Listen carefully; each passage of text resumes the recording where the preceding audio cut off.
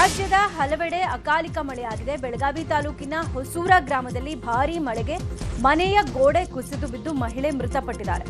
ವಂಟಮೂರಿ ಗ್ರಾಮದ ಪರ್ವಿನ್ ಬೇಪಾರಿ ಮೃತ ದುರ್ದೈವಿ. ಅದೃಷ್ಟಕ್ಕೆ ಗಂಡ ಶರೀಫ್ ಬೇಪಾರಿ ಬದುಕುಳಿದಿದ್ದಾರೆ. ಶರೀಫ್ ಅವರನ್ನ ಬಿಮ್ಸ್ಗೆ ದಾಖಲಿಸಲಾಗಿದೆ. ಆಲಿಕಲ್ಲು ಸಮೇತ ಜೋರಾಗಿ ಮಳೆ ಸುರಿದಿದೆ.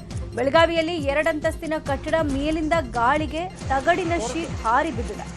ಈ ವೇಳೆ ಅಲ್ಲಿಗೆ ಬಂದ ಕಾರು ಜಸ್ಟ್ ಮಿಸ್ ಆಗಿದೆ. ಈ ದೃಶ್ಯ ಮೊಬೈಲ್ನಲ್ಲಿ ಸೆರೆಯಾಗಿದೆ. ಇನ್ನು ವಿಜಯನಗರದ ಹೊಸಪೇಟೆಯಲ್ಲಿ ಮೊದಲ ಮಳೆ ಆಗಿದೆ. ಹೊಸಪೇಟೆಯ ನಾನಾ ಕಡೆ ಸುರಿದ ಗುಡುಗು ಸಿಡಿಲು ಸಮೇತ ಧಾರಾಕಾರ ಮಳೆ. ಜನರು ಫುಲ್ ಖುಷಿಯಾಗಿದ್ದಾರೆ. ದಾವಣಗೆರೆಯಲ್ಲೂ ಮಳೆ ಅಬ್ಬರ ಜೋರಾಗಿದೆ. ನಗರದಾದ್ಯಂತ ಗುಡುಗು ಸಹಿತ ಭಾರೀ ಮಳೆ ಸುರಿದಿದೆ. ಮಳೆಯಿಂದಾಗಿ ವಾಹನ ಸವಾರರು ಪರದಾಡಿದ್ದಾರೆ. ಇತ್ತ ದೊಡ್ಡಬಳ್ಳಾಪುರದಲ್ಲಿ ಅಕಾಲಿಕ ಮಳೆ ಆಗಿದ್ದು ರೈತರು ಪರದಾಡಿದ್ದಾರೆ. ಎಪಿಎಂಸಿಯಲ್ಲಿ ಬೆಂಬಲ ಬೆಲೆ ಯೋಜನೆಯಡಿ ರಾಗಿ ಮಾರೋಕೆ ಬಂದಿದ್ದ ಮಾರಾಟಗಾರರು ಟ್ರ್ಯಾಕ್ಟರ್ಗಳು ಮಳೆಯಲ್ಲೇ ಸಾಲುಗಟ್ಟಿ ನಿಂತಿದ್ವು. ಮಳೆಯಿಂದಾಗಿ ಅನ್ಲೋಡಿಂಗ್ ಸ್ಥಗಿತ ಆಗಿ ಮಾರಾಟಗಾರರು ಪರದಾಡಿದರು. ಇನ್ನು ಚಿಕ್ಕಬಳ್ಳಾಪುರದ ಶಿಡ್ಲಘಟ್ಟದಲ್ಲಿ ಸಿಡಿಲು ಬಡಿದು ತೆಂಗಿನ ಮರ ಹೊತ್ತಿ ಉರಿದಿದೆ. ನಗರದ 5ನೇ ವಾರ್ಡ್ನ ಶರತ್ ಬಡಾವಣೆಯಲ್ಲಿದ್ದ ತೆಂಗಿನ ಮರಕ್ಕೆ ಹಠಾತ್ತನೆ ಬೆಂಕಿ ಬಿದ್ದಿದ್ದು ಜನ ಬೆಚ್ಚಿಬಿದ್ದಿದ್ದಾರೆ. ಬಳಿಕ ಅಗ್ನಿಶಾಮಕ ಸಿಬ್ಬಂದಿ ಆಗಮಿಸಿ ಬೆಂಕಿಯನ್ನು ನಂದಿಸಿದ್ದಾರೆ.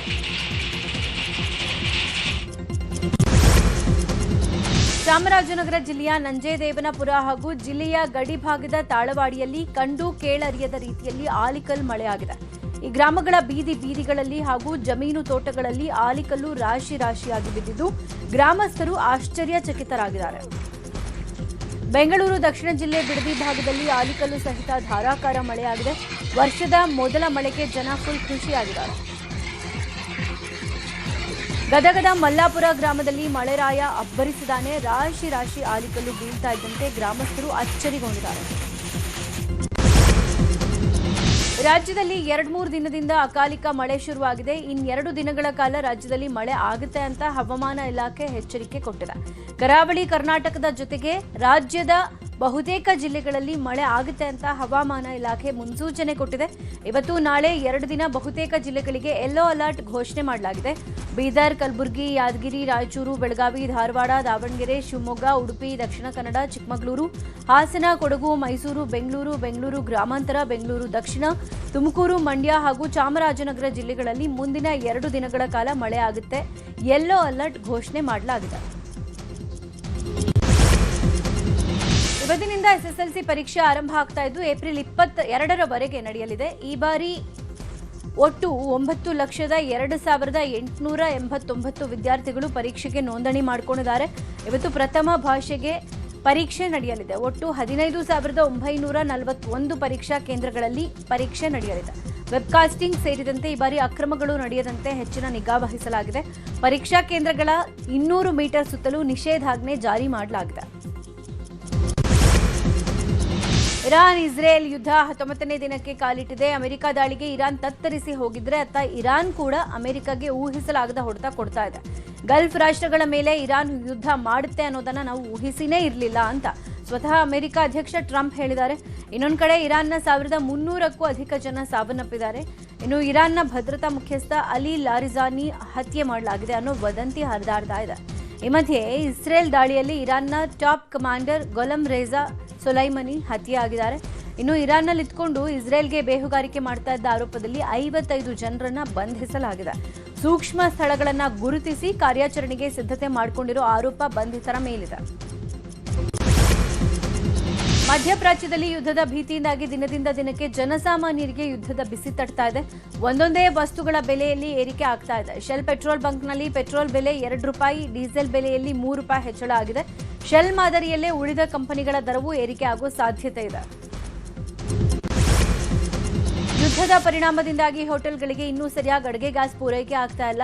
ಹೋಟೆಲ್ಗಳು ಬಂದಾಗೋ ಸಾಧ್ಯತೆ ಇದೆ. ಈ ನಡುವೆ ಕೊಪ್ಪಳದಲ್ಲಿ ಗೃಹ ಬಳಕೆ ಸಿಲಿಂಡರ್ಗಳ ದಾಸ್ತಾನು ಲಭ್ಯ ಇದೆ. ಗ್ರಾಹಕರು ಗಾಬರಿಗೊಳ್ಳಬಾರದು ಹಾಗೂ ಸಿಲಿಂಡರ್ ಕೊರತೆ ಉಂಟಾಗಿದೆ ಅಂತ ಸುಳ್ಳು ವದಂತಿಗಳಿಗೆ ಕಿವಿ ಕೊಡಬಾರದು ಅಂತ ಜಿಲ್ಲಾಧಿಕಾರಿ ಡಾಕ್ಟರ್ ಸುರೇಶ್ ಬಿ ಇಟ್ನಾಳ್ ತಿಳಿಸಿದ್ದಾರೆ. ಗದಗ ಜಿಲ್ಲೆ ನರಗುಂದ ಪಟ್ಟಣದ ಶೆಟ್ಟಿ ಫ್ಯಾಮಿಲಿ ಅಂಡ್ ರೆಸ್ಟೋರೆಂಟ್ನಲ್ಲಿ ಸಿಲಿಂಡರ್ ಅಭಾವ ಉಂಟಾಗಿದೆ. ಕಳೆದ 9 ವರ್ಷಗಳಿಂದ ಹೋಟೆಲ್ ಉದ್ಯಮ ಮಾಡ್ಕೊಂಡು ಬಂದಿದ್ದೀವಿ. ಆದರೆ ಯಾವತ್ತೂ ಕಮರ್ಷಿಯಲ್ ಗ್ಯಾಸ್ಗೆ ಸಮಸ್ಯೆ ಆಗಿರಲಿಲ್ಲ. ಇದೀಗ ಯುದ್ಧದ ಎಫೆಕ್ಟ್ನಿಂದ ಫಸ್ಟ್ ಟೈಮ್ ಕಮರ್ಷಿಯಲ್ ಗ್ಯಾಸೇ ಸಿಗ್ತಾ ಇಲ್ಲ. ದಿನದಿಂದ ದಿನಕ್ಕೆ ಕಮರ್ಷಿಯಲ್ ಗ್ಯಾಸ್ನ ರೇಟ್ ಕೂಡ ಜಾಸ್ತಿ ಆಗ್ತಾ ಇದೆ. Chicken dry, mutton dry, chicken lollipop ಐಟಂಗಳನ್ನು ಬಂದ್ ಮಾಡಲಾಗಿದೆ. ಕೂಡಲೇ ಸರ್ಕಾರ ಕಮರ್ಷಿಯಲ್ ಗ್ಯಾಸ್ ಪೂರೈಕೆ ಮಾಡಬೇಕು ಅಂತ ರೆಸ್ಟೋರೆಂಟ್ ಮಾಲೀಕರು ಮನವಿ ಮಾಡಿಕೊಂಡಿದ್ದಾರೆ. ಕಾಂಗ್ರೆಸ್ನಲ್ಲಿ ಸಂಪುಟ ಪುನರ್ರಚನೆಗೆ ಹೆಚ್ಚಿನ ಒತ್ತಡ ಹೆಚ್ಚಾಗಿದೆ. ಹಿರಿಯರ ಬೆನ್ನಲ್ಲೇ ಜೂನಿಯರ್ ಶಾಸಕರು ಡಿನ್ನರ್ ಮೀಟಿಂಗ್ಗೆ ಶುರು ಮಾಡಿಕೊಂಡಿದ್ದಾರೆ. ಬೆಂಗಳೂರಿನ ಖಾಸಗಿ ಹೋಟೆಲ್ನಲ್ಲಿ ಒಟ್ಟು 45 ಮಂದಿ ಶಾಸಕರು ಡಿನ್ನರ್ ಮೀಟಿಂಗ್ ಮಾಡಿದ್ದು, ಶಾಸಕ ಶರತ್ ಬಚ್ಚೇಗೌಡ ನೇತೃತ್ವದಲ್ಲಿ ಡಿನ್ನರ್ ಆಯೋಜನೆ ಆಗಿತ್ತು. ಸಂಪುಟ ಪುನರ್ರಚನೆ ಮಾಡಬೇಕು ಅಂತ ಹೈಕಮಾಂಡ್ ನಾಯಕರ ಭೇಟಿ ಬಗ್ಗೆ ಚರ್ಚೆ ನಡೆಸಲಾಗಿದೆ. ಜೊತೆಗೆ ಸಿಎಂ, ಡಿಸಿಎಂ ದೆಹಲಿ ನಾಯಕರ ಭೇಟಿ ಮಾಡಿ ಒತ್ತಡ ಹೇರೋಕೆ ನಿರ್ಧಾರ ಮಾಡಲಾಗಿದೆ. ಕೃಷ್ಣಾ ಮೇಲ್ದಂಡೆ ಭೂಸ್ವಾಧೀನ ವಿವಾದ ವಿಚಾರವಾಗಿ ಡಿಸಿಎಂ ಡಿಕೆ ಶಿವಕುಮಾರ್ ನವದೆಹಲಿಯಲ್ಲಿ ರಾಜ್ಯ ಸಂಸದರ ಜೊತೆ ಸಭೆ ನಡೆಸಿದ್ದಾರೆ. ಕರ್ನಾಟಕ ಭವನದಲ್ಲಿ ಸಭೆ ನಡೆಸಿ ಈ ವಿಚಾರವಾಗಿ ಚರ್ಚೆ ನಡೆಸಿದ್ದಾರೆ. ಸಭೆಯಲ್ಲಿ ಸಚಿವರಾದ ಎಂಬಿ ಪಾಟೀಲ್, ಎಚ್ಕೆ ಪಾಟೀಲ್, ಬೋಸರಾಜು, ಜಯಚಂದ್ರ, ಬಿಜೆಪಿ ಸಂಸದರಾದ ಜಗದೀಶ್ ಶೆಟ್ಟರ್, ಗೋವಿಂದ ಕಾರಜೋಳ, ವಿಶ್ವೇಶ್ವರ ಹೆಗಡೆ ಕಾಗೇರಿ, ಶ್ರೇಯಸ್ ಪಾಟೀಲ್, ಪ್ರಭಾ ಮಲ್ಲಿಕಾರ್ಜುನ್, ರಾಜಶೇಖರ ಹಿಟ್ನಾಳ್ ಸೇರಿದಂತೆ ರಾಜ್ಯಸಭಾ ಸದಸ್ಯರು ಭಾಗಿಯಾಗಿದ್ದರು. ಆದರೆ ಕೇಂದ್ರ ಸಚಿವರು ಡಿಸಿಎಂ ಸಭೆಯಿಂದ ದೂರ ಉಳಿದಿದ್ರು. ಎಚ್ಡಿ ಕುಮಾರಸ್ವಾಮಿ, ವಿ ಸೋಮಣ್ಣ, ಶೋಭಾ ಕರಂದ್ಲಾಜೆ, ಪ್ರಹ್ಲಾದ್ ಜೋಶಿ ಸಭೆಗೆ ಗೈರಾಗಿದ್ರು. ಪದೇ ಪದೇ ಆರ್ಎಸ್ಎಸ್ ಬಗ್ಗೆ ಮಾತಾಡ್ತಾ ಇದ್ದ ಸಚಿವ ಪ್ರಿಯಾಂಕ್ ಖರ್ಗೆ ವಿರುದ್ಧ ಆಕ್ರೋಶ ವ್ಯಕ್ತವಾಗಿದೆ. ಚಿತ್ತಾಪುರದ ಘಟನೆ ಉಲ್ಲೇಖಿಸಿ ಆರ್ಎಸ್ಎಸ್ ಕ್ಷೇತ್ರೀಯ ಕಾರ್ಯವಾಹಕ ಎನ್ ತಿಪ್ಪೇಸ್ವಾಮಿ ಪ್ರಿಯಾಂಕ್ ಖರ್ಗೆ ವಿರುದ್ಧ ಕಿಡಿಕಾರಿದ್ದಾರೆ. ಸಂಘಕ್ಕೆ ಅಡ್ಡಿಪಡಿಸೋರನ್ನ ತಡೆಯೋಕ್ಕಾಗಲ್ಲ. ಈ ಎಲ್ಲಾ ಸವಾಲನ್ನ ನಾವು ಎದುರಿಸಿಕೊಂಡೇ ಬಂದಿರೋದು. ಸರಸಂಘ ಚಾಲಕರು ಉತ್ತರ ಕೊಟ್ಟಾಗಿದೆ. ಆದ್ರೂ ಅವರು ಮಾತಾಡ್ತಾರೆ, ಅದನ್ನ ತಡೆಯೋಕ್ಕಾಗುತ್ತಾ ಅಂತ ತಿಪ್ಪೇಸ್ವಾಮಿ ಹೇಳಿದ್ದಾರೆ. ವಿಧಾನಸಭೆಯಲ್ಲಿ ಶಾಸಕ ಅರಗ ಜ್ಞಾನೇಂದ್ರ ಮಂಗನ ಕಾಯಿಲೆ ವಿಚಾರವನ್ನ ಪ್ರಸ್ತಾಪ ಮಾಡಿದ್ದಾರೆ. ಇದಕ್ಕೆ ಸಚಿವ ದಿನೇಶ್ ಗುಂಡೂರಾವ್ ಉತ್ತರ ಕೊಟ್ಟಿದ್ದಾರೆ. ಇದು ಮಂಗನಿಂದ ಬರುವ ಕಾಯಿಲೆ ಅಲ್ಲ, ಅದರಲ್ಲಿರೋ ಹುಳು ಟಿಕ್ಸ್ನಿಂದ ಬರೋ ಕಾಯಿಲೆ ಇದು. ಈಗಾಗಲೇ ಮಂಗನ ಕಾಯಿಲೆಗೆ ಚಿಕಿತ್ಸೆ ಕೊಡಲಾಗ್ತಾ ಇದೆ ಅಂತ ಉತ್ತರಿಸಿದ್ದಾರೆ. ಈ ಕಾಯಿಲೆ ಗ್ರಾಮೀಣ ಪ್ರದೇಶದಲ್ಲಿ ಹೆಚ್ಚಾಗಿ ಕಂಡುಬರುತ್ತೆ. ಈ ಕಾಯಿಲೆಗೆ ತುತ್ತಾಗಿ ಮೃತಪಟ್ಟವರಿಗೆ 5 ಲಕ್ಷ ಪರಿಹಾರ ನೀಡಬೇಕು ಅಂತ ಶಾಸಕ ಅರಗ ಜ್ಞಾನೇಂದ್ರ ಮನವಿ ಮಾಡಿದ್ದಾರೆ. ಇದಕ್ಕೆ ಪ್ರತಿಕ್ರಿಯೆ ಕೊಟ್ಟ ಸಚಿವ ದಿನೇಶ್ ಗುಂಡೂರಾವ್ ನೋಡ್ಕೊಂಡು ಕ್ರಮ ಕೈಗೊಳ್ತೀವಿ ಅಂತ ಭರವಸೆ ಕೊಟ್ಟಿದ್ದಾರೆ. ನಾನು ಆರೋಗ್ಯ ಸಚಿವನಾಗಿದ್ದಾಗ ತಂಬಾಕು ಬ್ಯಾನ್ ಮಾಡೋಕೆ ಮುಂದಾಗಿದ್ದೆ, ಆದರೆ ಅನೇಕರು ಅದಕ್ಕೆ ಅಡ್ಡಿಪಡಿಸಿದ್ರು ಅಂತ ವಿಧಾನಸಭೆಯಲ್ಲಿ ಸ್ಪೀಕರ್ ಯುಟಿ ಖಾದರ್ ಹೇಳಿದ್ದಾರೆ. ಹೋಗಿ ಕಿದ್ವಾಯಿ ಆಸ್ಪತ್ರೆಯಲ್ಲಿ ನೋಡಿ, ತಂಬಾಕಿನಿಂದ ಏನೇನಾಗುತ್ತೆ ಅನ್ನೋದು ಗೊತ್ತಾಗುತ್ತೆ ಅಂತ ಸರ್ಕಾರಕ್ಕೆ ಸ್ಪೀಕರ್ ಯುಟಿ ಖಾದರ್ ಖುದ್ದು ಸಲಹೆ ಕೊಟ್ಟಿದ್ದಾರೆ. ಇನ್ನು ತಂಬಾಕು ಬೆಳೆಗೆ ಬೆಂಬಲ ಬೆಲೆ ಕೊಡಿಸುವಂತೆ ಸದಸ್ಯ ಜಿಡಿ ಹರೀಶ್ ಗಮನ ಸೆಳೆದಿದ್ರು. ಸಚಿವ ಕೆ ವೆಂಕಟೇಶ್ ಅದಕ್ಕೆ ಉತ್ತರ ನೀಡಿ, ಅತಿ ಹೆಚ್ಚು ತಂಬಾಕು ನಮ್ಮ ಭಾಗದಲ್ಲಿ ಬೆಳೀತೀವಿ, ಬೆಂಬಲ ಬೆಲೆ ಯಾಕೆ ಕೊಡಿಸೋಕ್ಕಾಗಲ್ಲ ಅಂತ ವಾಸ್ತವ ನಿಮಗೂ ಗೊತ್ತಿದೆ. ಸಿಎಂ ಬಳಿನೇ ನಿಯೋಗ ಹೋಗಿ ಬೆಂಬಲ ಬೆಲೆ ಕೊಡಿಸೋಕೆ ಹೇಳೋಣ ಅಂತ ಸಚಿವರು ಹೇಳಿದರು. ಮೈಸೂರಿನ ಕೆಂಪಿಸಿದ್ದನಹುಂಡಿ ಗ್ರಾಮ ಪಂಚಾಯಿತಿ ವತಿಯಿಂದ ಸಾರ್ವಜನಿಕರ ಕುಂದುಕೊರತೆ ಸಭೆ ನಡೆದಿದೆ.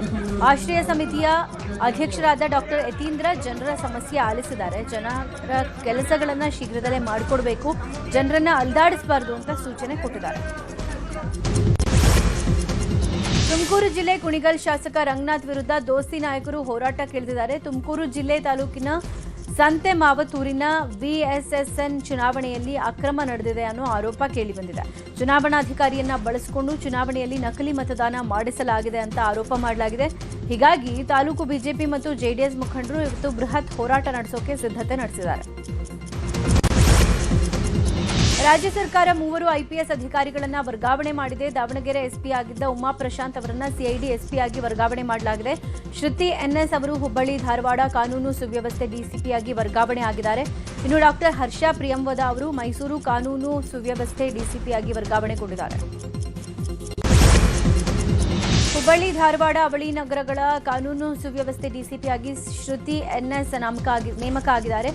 ಈ ಹಿಂದೆ ಡಿಸಿಪಿ ಆಗಿದ್ದ ಮಹಾನಿಂಗ ನಂದಗಾವಿ ಅವರನ್ನ ಲೋಕಾಯುಕ್ತ ವಿಭಾಗಕ್ಕೆ ವರ್ಗಾವಣೆ ಮಾಡಲಾಗಿದೆ. ಕೆಲ ದಿನಗಳಿಂದ ಖಾಲಿ ಇದ್ದ ಹುದ್ದೆಗೆ ಐಪಿಎಸ್ ಅಧಿಕಾರಿ ಶ್ರುತಿ ಎನ್ಎಸ್ ಅವರನ್ನ ವರ್ಗಾಯಿಸಲಾಗಿದೆ. ಈ ಮುನ್ನ ಶ್ರುತಿ ಎನ್ಎಸ್ ಇದಕ್ಕೂ ಮುಂಚೆ ಇಂಟೆಲಿಜೆನ್ಸಿ ಎಸ್ಪಿ ಆಗಿ ಕರ್ತವ್ಯ ನಿರ್ವಹಿಸ್ತಾ ಇದ್ರು. ಬೆಳಗಾವಿಯ ಉಕ್ಕಡ ಗ್ರಾಮದಲ್ಲಿ ಅಮಾನವೀಯ ಘಟನೆ ನಡೆದಿದೆ. 15 ದಿನದ ಹಿಂದಷ್ಟೇ ಜನಿಸಿದ ಮಗುವಿಗೆ ತಂದೆ ವಿಷ ಹಾಕಿ ಕೊಂದಿದ್ದಾನೆ. ಹೆರಿಗೆ ಹಿನ್ನೆಲೆಯಲ್ಲಿ ಪತ್ನಿ ಶೀಲಾ ತವರಿಗೆ ಬಂದಿದ್ರು. ಹುಟ್ಟಿದ ಮಗುವನ್ನ ನೋಡೋಕೆ ಪತಿ ಭೀಮರಾಯ ಹೆಂಡತಿ ಮನೆಗೆ ಹೋಗಿದ್ದಾನೆ. ಈ ವೇಳೆ ಮಗುವಿಗೆ ವಿಷ ಕೊಟ್ಟು ಕೊಂದು ಅಲ್ಲಿಂದ ಪರಾರಿಯಾಗಿದ್ದಾನೆ. ಮಗು ಸಾವಿಗೆ ಕಾರಣ ತಿಳಿಯದೆ ಕುಟುಂಬಸ್ಥರು ಕಂಗಾಲಾಗಿದ್ರು. ನಂತರ ಮಗುವಿನ ಮರಣೋತ್ತರ ಪರೀಕ್ಷೆ ಮಾಡಿದಾಗ ವಿಷಪ್ರಾಶನ ಮಾಡಿರೋದು ಗೊತ್ತಾಗಿದೆ. ತಮಾಷೆ ಮಾಡೋಕೆ ಅಪ್ಪನನ್ನೇ ಮೂಟೆಗೆ ತುಂಬಿ ಕಟ್ಟಿರೋ ಘಟನೆ ಬೆಂಗಳೂರಿನ ವಯಾಲಿ ಕಾವಲ್ನಲ್ಲಿ ನಡೆದಿದೆ. ಪ್ರ್ಯಾಂಕ್ ಮಾಡೋಕ್ ಹೋಗಿ ಮಕ್ಕಳು ಚೀಲದಲ್ಲಿ ತಂದೆಯನ್ನ ಕಟ್ಟಿ ಕೊರಿಯರ್ ಕಚೇರಿಗೆ ತಂದಿದ್ರು. ಪಾರ್ಸೆಲ್ ಮಾಡುವಾಗ ಚೀಲದಲ್ಲಿ ವೃದ್ಧ ಉಸಿರುಗಟ್ಟಿ ಒದ್ದಾಡ್ತಾ ಇರೋದನ್ನ ಕೊರಿಯರ್ ಸಿಬ್ಬಂದಿ ಗಮನಿಸಿ ರಕ್ಷಣೆ ಮಾಡಿದ್ದಾರೆ. ಈ ವಿಷಯ ಪೊಲೀಸರಿಗೆ ಗೊತ್ತಾಗಿದ್ದು ಕುಟುಂಬ ಸಮೇತ ಠಾಣೆಗೆ ಕರೆತಂದು ಕಾನೂನು ಪಾಠ ಕಲಿಸಿದ್ದಾರೆ. ಇದರಿಂದ ಎಚ್ಚೆತ್ತ ಕುಟುಂಬಸ್ಥರು ವಿಡಿಯೋ ಮಾಡಿ ಕ್ಷಮೆ ಕೇಳಿದ್ದಾರೆ. ಪ್ರ್ಯಾಂಕ್ ಮಾಡೋಕೆ ಹೀಗೆ ಮಾಡಿದ್ವಿ ಅಂತ ಹೇಳ್ಕೊಂಡಿದ್ದಾರೆ. ಬೆಂಗಳೂರಲ್ಲಿ ಹೆಲ್ಮೆಟ್ ಧರಿಸದೆ ಟ್ರಿಪಲ್ ರೈಡಿಂಗ್ ಮಾಡಿದ್ದ ಜನರ ಜೊತೆ ಅನುಚಿತ ವರ್ತನೆ ಹಿನ್ನೆಲೆ ಅಪ್ರಾಪ್ತ ಸೇರಿದಂತೆ 4 ಮೇಲೆ ಕೇಸ್ ದಾಖಲಾಗಿದೆ. ಶಿವಾಜಿನಗರದ ಸಂಚಾರ ಪೊಲೀಸರಿಂದ ಪ್ರಕರಣ ದಾಖಲಾಗಿದೆ. ಹೆಲ್ಮೆಟ್ ಇಲ್ಲದೆ ಯುವಕರು ಬೈಕ್ ಓಡಿಸ್ತಾ ಇದ್ರು. ಇದನ್ನ ಮತ್ತೊಬ್ಬ ಸವಾರ ವಿಡಿಯೋ ಮಾಡ್ತಾ ಇದ್ದ. ಈ ವೇಳೆ ಕೋಪಗೊಂಡು ನಿಂದಿಸಿ ಯುವಕರು ಟೊಮ್ಯಾಟೊ ಹಸಿದ್ರು. ಸದ್ಯ ವಿಡಿಯೋವನ್ನು ಆಧರಿಸಿ 4 ಮೇಲೆ ಕೇಸ್ ದಾಖಲಾಗಿದೆ. ಕಲಬುರಗಿ ನಗರದ ಎಂಜಿ ರೋಡ್ ಸಂಪೂರ್ಣ ಹದಗೆಟ್ಟಿದ್ದು, ವರ್ಷದ ಬಳಿಕ ಹದಗೆಟ್ಟ ರಸ್ತೆಗೆ ತೇಪೆ ಹಚ್ಚೋ ಕಾರ್ಯ ನಡೀತಾ ಇದೆ. ಆದರೆ ತೇಪೆ ಹಚ್ಚೋ ಕೆಲಸ ಬಿಟ್ಟು ಹೊಸ ರಸ್ತೆ ನಿರ್ಮಿಸಬೇಕು ಹೀಗಂತ ವೆಲ್ಫೇರ್ ಪಾರ್ಟಿ ಆಫ್ ಇಂಡಿಯಾ ಸಂಘಟನೆ ಆಗ್ರಹಿಸಿದೆ. ರಸ್ತೆ ಕಾಮಗಾರಿ ಸ್ಥಳಕ್ಕೆ ಸಂಘಟನೆಯ ಮುಖಂಡರು ಭೇಟಿ ನೀಡಿ ಅಧಿಕಾರಿಗಳು ಮತ್ತು ಗುತ್ತಿಗೆದಾರರಿಗೆ ತರಾಟೆಗೆ ತೆಗೆದುಕೊಂಡಿದ್ದಾರೆ. ಮಹಿಳೆಯ ಸರ ಕದ್ದು ಪರಾರಿಯಾಗಿದ್ದ 2 ಆರೋಪಿಗಳನ್ನು ಪೊಲೀಸರು ಬಂಧಿಸಿದ್ದಾರೆ. ಮಾರ್ಚ್ 14ನೇ ತಾರೀಕು ಕೋಲಾರದ ಮಾಲೂರು ತಾಲೂಕಿನ ರಾಧಮ್ಮ ಅನ್ನೋರು ಪಡುವನಹಳ್ಳಿ ಗೇಟ್ ಬಳಿ ಬಸ್ಗಾಗಿ ಕಾಯ್ತಾ ಇದ್ರು. ಆಗ ಬೈಕ್ನಲ್ಲಿ ಬಂದಿದ್ದ 30 ಗ್ರಾಂ ಚಿನ್ನದ ಸರವನ್ನು ಕದ್ದು ಪರಾರಿಯಾಗಿದ್ರು. ಈ ಬಗ್ಗೆ ಪ್ರಕರಣ ದಾಖಲಾಗಿದ್ದು 3 ದಿನದಲ್ಲೇ ಆರೋಪಿಗಳನ್ನು ಮಾಲೂರು ಪೊಲೀಸರು ಬಂಧಿಸಿದ್ದಾರೆ. ಮಾಲೂರು ಮೂಲದ ಆನಂದ್ ಹಾಗೂ ಸುನಿಲ್ ಅನ್ನುವರನ್ನ ಪೊಲೀಸರು ಬಂಧಿಸಿ 32 ಗ್ರಾಂ ತೂಕದ ಸರ ಹಾಗೂ ಕೃತ್ಯಕ್ಕೆ ಬಳಸಿದ್ದ ಬೈಕ್ ಅನ್ನು ವಶಕ್ಕೆ ಪಡೆದಿದ್ದಾರೆ. ಉಡುಪಿಯ ಮೆಗದ್ದೆ ಸೇರಿ ಸುತ್ತಮುತ್ತಲಿನ ಪ್ರದೇಶಗಳಲ್ಲಿ ಕಳೆದ 3 ವರ್ಷಗಳಿಂದ ಗೂಳಿಯೊಂದು ಜನರಿಗೆ ತೊಂದರೆ ಮಾಡ್ತಾ ಇತ್ತು. ಆ ಗೂಳಿಯನ್ನ ಗ್ರಾಮಸ್ಥರು ಹಾಗೂ ಅರಣ್ಯ ಇಲಾಖೆಯ ಸಹಕಾರದಿಂದ ಸೆರೆ ಹಿಡಿಯಲಾಗಿದೆ. ಸೆರೆ ಹಿಡಿದ ಗೂಳಿಯನ್ನ ಹೆಬ್ರಿಯ ಗಿಲ್ಲಾಳಿಯ ಗೋಶಾಲೆಗೆ ಒಪ್ಪಿಸಲಾಗಿದೆ. ಕೆಡಿ ಸಿನಿಮಾ ವಿರುದ್ಧ ರಾಜ್ಯ ಮಹಿಳಾ ಆಯೋಗ ಪೊಲೀಸರಿಗೆ ದೂರು ಕೊಟ್ಟಿದೆ. ಪೊಲೀಸ್ ಆಯುಕ್ತರಿಗೆ ಮಹಿಳಾ ಆಯೋಗದ ಅಧ್ಯಕ್ಷ ನಾಗಲಕ್ಷ್ಮಿ ಚೌಧರಿ ದೂರು ಕೊಟ್ಟಿದ್ದಾರೆ. ಕೆಡಿ ಚಿತ್ರದ ಸರ್ಸೆ ನಿನ್ನ ಸರ್ಸೆ ಸೆರಗ ಹಾಡಿನ ಸಾಹಿತ್ಯದ ಬಗ್ಗೆ ಆಕ್ರೋಶ ವ್ಯಕ್ತವಾಗಿದೆ. ಹಾಡಿನಲ್ಲಿ ದ್ವಂದ್ವಾರ್ಥ ಇದೆ, ಕೇಳೋಕೆ ಅಸಾಧ್ಯ. ಇದು ಕೆಟ್ಟ ಸಾಹಿತ್ಯದ ಮೂಲಕ ಹೆಣ್ಮಕ್ಕಳಿಗೆ ಅಪಮಾನ ಮಾಡಲಾಗ್ತಾ ಇದೆ. ಸಾಮಾಜಿಕ ಜಾಲತಾಣಗಳಲ್ಲಿ ಮಹಿಳೆಯರನ್ನ ಅವಮಾನ ಮಾಡಲಾಗ್ತಾ ಇದೆ. ಈ ಬಗ್ಗೆ ಮಹಿಳಾ ಆಯೋಗಕ್ಕೆ ಸಾಕಷ್ಟು ದೂರುಗಳು ಬಂದಿವೆ. ಈ ವಿಷಯವನ್ನು ತಕ್ಷಣ ಪರಿಶೀಲಿಸಿ ಸೂಕ್ತ ಕ್ರಮ ಕೈಗೊಳ್ಳಬೇಕು ಅಂತ ನಾಗಲಕ್ಷ್ಮಿ ಚೌಧರಿ ದೂರಿನಲ್ಲಿ ಉಲ್ಲೇಖ ಮಾಡಿದ್ದಾರೆ.